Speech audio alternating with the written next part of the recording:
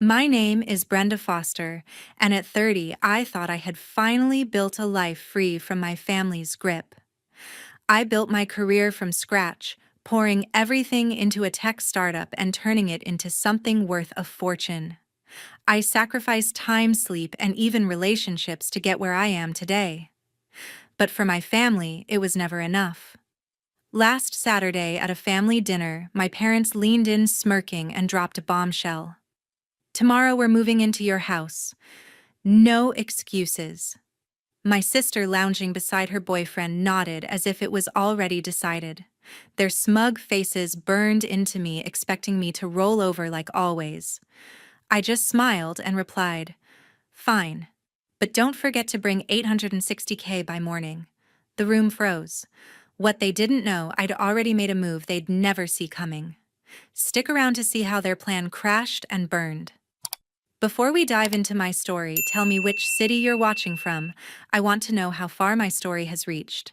Growing up in our modest brick house in Greenville felt like two separate lives colliding under one roof. I was the older daughter, always expected to figure things out, while my younger sister got everything handed to her. My parents poured thousands into her private school tuition every year, boasting about her potential despite her C's and skipped classes. They even bought her a shiny red convertible parked proudly in our driveway, while I walked to the public high school with a backpack stuffed with secondhand textbooks I paid for myself. Her art classes, her summer trips to Europe, my parents funded it all, calling it an investment in her creative spirit. Meanwhile, I was told to manage with what I had. She wasn't just spoiled, she took directly from me. As a teen, she'd borrow my babysitting money, promising to pay it back, but never did. Once she used my parents' credit card to buy a $200 designer jacket, wore it twice, then tossed it in the closet. When I called her out, she smirked. "You're just stingy, Brenda." My parents backed her up, saying I should be more generous as the big sister. It stung, but I swallowed it, knowing arguing was pointless. The deepest cut came when I earned a partial scholarship to study abroad in London, a dream I had chased for years. That spring, a hospital bill from my father's emergency surgery hit us hard. My parents didn't ask her to contribute, she was too young. Instead, they turned to me. I gave up the scholarship, stayed home, and took a job at a local grocery store, ringing up canned goods to help cover the debt. They thanked me once, then went right back to praising her latest painting. That was when I knew I'd always be the one they leaned on, never the one they celebrated. After that, I stopped seeking their approval. At school, I threw myself into my studies, acing math and science while working nights. I secretly opened a savings account, determined to build something they couldn't touch. By senior year, I had saved enough to cover my first semester of college without their help. She, meanwhile, failed half her classes, but still got a graduation party complete with a catered cake I could never afford. My parents clapped as she danced through it, oblivious to me in the corner, quietly planning my escape. It wasn't just about money. It was the constant reminder I was invisible, unless they needed something. Like when I fixed our leaky sink while they were too busy taking her to a gallery opening, or when I spent weekends tutoring kids for extra cash while she blew through their credit card on new shoes. Every time I thought about confronting them, her voice echoed in my head. "Why can't you just be happy for me?" And my parents would nod as if my sacrifices were just part of being the responsible one. Looking back, those years built a fire in me. I wasn't going to let their favoritism define my future. I studied harder, worked longer, and promised myself I'd never let them take advantage of me again. That resolve carried me out of that house, away from their expectations, and into a world where I could finally stand on my own. High school ended, and college became my battleground for independence, leading straight into the grind of building something real. I enrolled at a local university in Greenville with a partial scholarship barely covering tuition. To make up the rest, I juggled two jobs, waiting tables at a busy diner on Main Street and working as an administrative assistant at a nearby hospital. Most nights I survived on 5 hours of sleep, chugging coffee to stay awake for early classes. My parents, meanwhile, paid my sister's full tuition at a fancy liberal arts college. She partied with friends, posted beach trip photos, and never worried about bills. I'd see her posts during my breaks, her carefree smile a stark contrast to my aching feet and endless spreadsheets.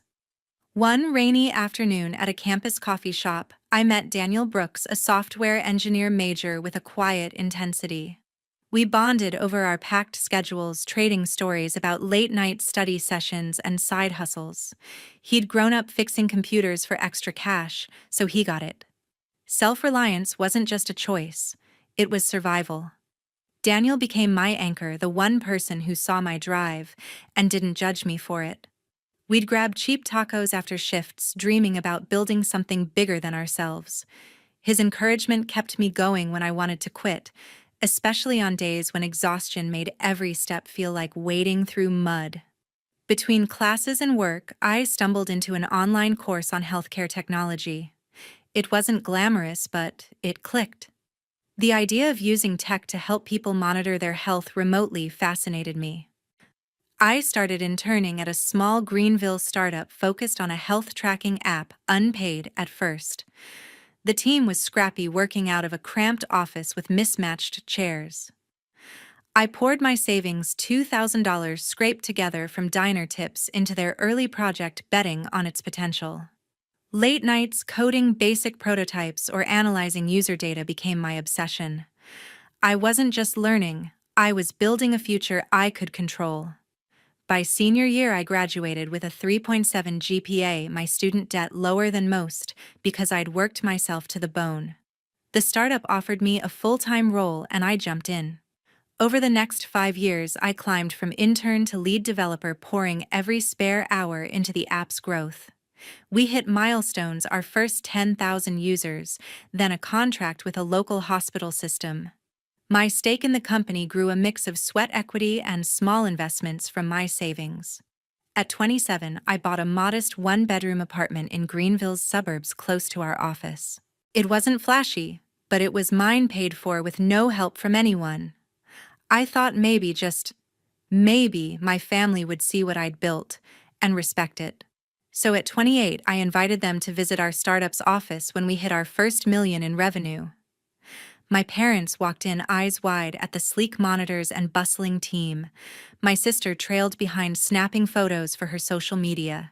They nodded, said things like, "This is impressive," and "You've done well." But then came the questions, too specific, too eager. My father asked about the company's valuation, how much my shares were worth. My mother pressed, "You're making good money now, right? Family helps family." My sister chimed in, suggesting I could share the wealth to make things easier for them. Their words sounded warm, but their eyes gleamed with something else: greed, plain and simple. That night, lying awake, I replayed their comments. Daniel sat with me, pointing out how their tone shifted when they talked about money. It wasn't pride, it was calculation. I'd spent years proving I didn't need their approval, but now I saw they weren't here to celebrate me, they were scoping out what they could take. My stomach churned at the realization. I'd built this life from nothing, and they were already circling like vultures. That moment hardened my resolve. Whatever came next, I'd protect what was mine, no matter who stood in my way. A few months after that visit, whispers from Aunt Carol confirmed what I'd feared about my family's growing greed. It started with a late-night phone call. Aunt Carol, my father's older sister, had always been the one relative who saw through the favoritism. "Brenda," she said, her voice low, "your parents are in deep trouble. They've racked up over $50,000 in credit card debt, all to keep your sister in that fancy apartment and fund her trips." I froze, clutching the phone. She went on, detailing how my parents had paid for Lori's rooftop loft in downtown Greenville and a week-long getaway to Paris, while their own savings dwindled. Worse, Carol overheard them talking about leaning on you to bail them out, counting on my startup's success to fix their mess. The next day, I overheard a conversation that made my blood run cold. My father was on the phone in our old family living room, thinking I was out of earshot. "Brenda's got that big apartment now. he said, his tone clipped. "We can move in, save on rent, and get her to chip in more. It's only fair." The words hit like a slap. I stood behind the doorway, heart-pounding memories flooding back of Lori borrowing my babysitting money as a teen, never paying it back, and my parents shrugging it off. This wasn't just about space. They saw my home, my success as their personal safety net. Betrayal burned in my chest sharper than ever. I wasn't going to let them touch what I'd built. That week, I contacted Patrick Sullivan, a lawyer in Greenville recommended by a colleague. In his small, tidy office, I laid out everything: my startup's growth, my shares, and my family's sudden interest. Patrick, calm and sharp, valued my stake at just over $1 million. "You need to protect this," he said, adjusting his glasses. I agreed. We worked out a plan to transfer my entire stake to a venture capital fund for $860,000, a clean deal that would lock my assets out of anyone's reach. I signed the initial papers in secret, ensuring the transaction would close before my family could interfere. Every step felt like armor shielding what I'd earned. I kept it all quiet, even from Daniel at first. But one evening, over takeout in my apartment, I broke down. "They're not proud of me," I told him, my voice shaking. "They just want what I have." Daniel listened, his hand steady on mine, and reminded me I wasn't alone. He'd seen my parents' dismissive attitude before, like when they skipped my college graduation to take Lori shopping. "You've got this," he said. "You've always been stronger than they give you credit for." His words grounded me, pulling me back from the edge of doubt. To brace for the storm ahead, I leaned on Sharon Ellis, a sharp-witted colleague who'd become a close friend and potential business partner. Over coffee, I shared my fears about my family's intentions. Sharon, who'd navigated her own family drama, didn't sugarcoat it. "They'll push harder when they realize you're not budging," she warned. We spent hours brainstorming ways to keep my startup on track, even if my family tried to derail it. Her confidence in our next project, a new health app feature, gave me focus. With Daniel's support and Sharon's strategic mind, I steeled myself for the confrontation I knew was coming. My family thought they could walk all over me, but I was ready to draw a line they couldn't cross. That Saturday evening at Magnolia's Italian Bistro in downtown Greenville, the air thickened with unspoken tensions. My parents sat across from me, their faces smug, as if they'd already won. My sister Lori lounged beside her boyfriend Brian, scrolling her phone with a bored smirk. Daniel sat next to me, his presence steady, while Aunt Carol watched quietly from the end of the table. The clink of glasses and chatter from nearby diners faded as my father leaned forward, his voice low and confident. "Brenda," he said, "we've decided. Tomorrow we're moving into your apartment. It's got plenty of space, and it's time you helped us out." My mother nodded, her lips curling. "It's what families do," she added, as if it were a done deal. I let the words hang, my pulse steady. I'd seen this coming, thanks to Aunt Carol's warning and my father's overheard scheming. Smiling calmly, I set down my fork. "That's interesting," I said, my voice even. "Because I've already sold that house for $860,000. If you want to move in, bring that amount to the table." The table fell silent. My father's jaw tightened, his eyes wide with shock. My mother's smile vanished, replaced by a stunned blink. Lori dropped her phone, her face twisting in disbelief. Brian just stared, his fork frozen midair. They hadn't expected me to push back, let alone outmaneuver them. Lori recovered first, her voice sharp. "You're so selfish, Brenda. Always hoarding everything for yourself." She snapped, her words dripping with venom. Brian chimed in, his tone mocking. "What, you think you're better than us? You've always been jealous of Lori." Their accusations stung, but I'd heard worse growing up. My father leaned in, his voice cold. "You're turning your back on family," he said. "I'll make sure everyone in Greenville knows what kind of daughter you are." His threat landed like a punch, aiming to guilt me into submission. My mother, ever the performer, let tears well up. "After all we've done for you," she whispered, "sacrificing so much when you were young." Her words were hollow. Those sacrifices were nothing compared to the years I'd spent scraping by while they funded Lori's whims. I didn't flinch. You mean the sacrifices I made? I said, my tone firm. Like giving up my dreams to pay your bills, I'm done being your safety net. The words felt like a release, years of resentment spilling out. Daniel's hand found mine under the table, his grip warm and reassuring, urging me to stand my ground. Aunt Carol, silent until now, gave a subtle nod from across the table, her eyes steady with pride. Their support anchored me as my family's faces twisted: anger, shock, desperation. Lori scoffed, muttering ungrateful, while my mother dabbed at her eyes, playing the victim. My father's glare promised trouble, but I held his gaze unyielding. They thought they could bully me into giving up my home, my life, but I'd already taken steps to protect it, and no amount of guilt or threats would change that. The fallout from that dinner hit like a southern storm, relentless and soaking everything in sight. By Monday morning, Lori had taken to Facebook and Instagram, painting me as a heartless monster. Brenda's too greedy to help her own family, she posted alongside a photo of herself looking teary-eyed. The comments poured in from her Greenville friends, people I'd known since high school. How could you abandon them, one wrote. Family comes first. Another chimed in. Each notification felt like a jab, and I watched old connections unfriend me, their loyalty swayed by her lies. I wanted to fire back, to tell them about the years I'd carried my family's burdens, but I held back. Engaging would only fuel her narrative. Things escalated a week later when my parents stormed into my startup's office unannounced. I was presenting a new app feature to Rebecca Klein, my boss, when their voices cut through the open plan space. "Where's Brenda?" my father bellowed, his face red. "We deserve our share of this." My mother followed, waving her arms, shouting about how I'd stolen their chance at a better life. Rebecca's eyes widened and my colleagues froze, their keyboards silent.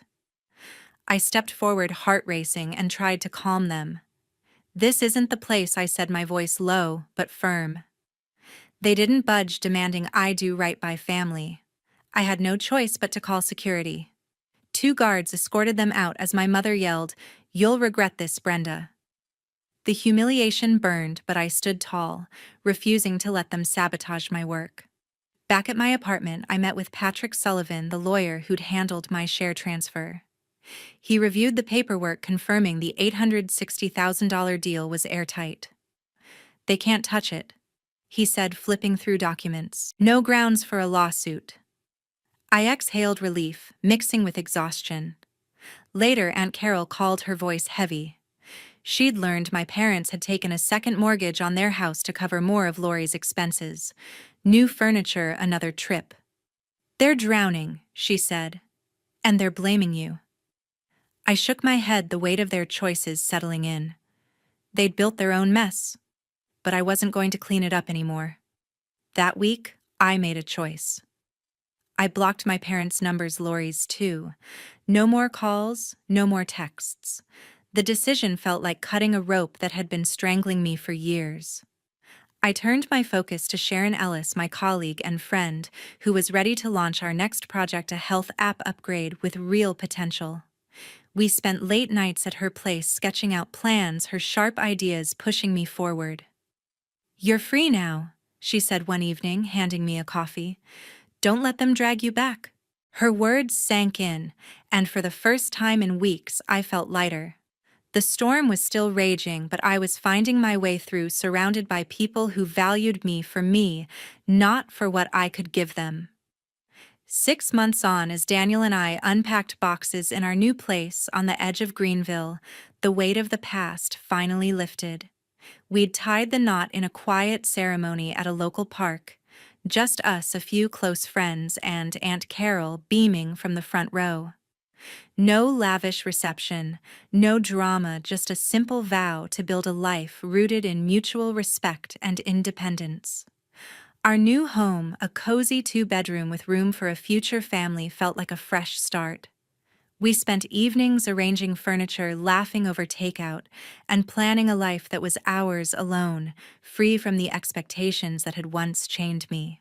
With Sharon Ellis by my side, I poured most of the $860,000 transfer from my startup shares into a new venture, an advanced health app focused on mental wellness tracking. Sharon's knack for strategy and my coding skills meshed perfectly. Within months, we launched the app, gaining traction with local clinics and hitting a profit milestone faster than expected. We hired 3 new developers from Greenville, their enthusiasm reminding me why I loved this work. Every late night at the office, every breakthrough felt like proof that I'd made the right call, betting on myself instead of letting my family drain me. Meanwhile, my family faced the consequences of their choices. Aunt Carol, still my only link to them, shared the updates. Lori and Brian split after a heated fight over money he'd grown tired of her endless spending. She moved into a cramped studio apartment, working as an administrative assistant at a local real estate office, barely scraping by on a modest salary. Her social media posts, once full of glitz, now showed a quieter life, no longer propped up by my parents' credit cards. My parents weren't faring much better. To cover their debts, including that second mortgage, they sold the family home, the same one I'd grown up in. They moved into a basic retirement apartment, forced to cut back on dining out and vacations. Aunt Carol said they still grumbled about me, blaming me for their struggles, but I felt no guilt. They'd built their own cage. Looking back, I saw the truth clearly. Setting boundaries wasn't selfish, it was survival. My family's dependence on me, their assumption that I'd always bend, had led them to this point. I'd spent years carrying their weight, from teenage sacrifices to bailing them out of hospital bills, but no more. Cutting them off freed me to build a life surrounded by people who valued my effort. Daniel with his steady support, Sharon with her fierce partnership, Aunt Carol with her quiet strength. As I sat in our new home watching Daniel hang a photo from our wedding, I felt a peace I hadn't known before. The scars of their betrayal lingered, but they no longer defined me. I'd chosen freedom, and it was worth every fight.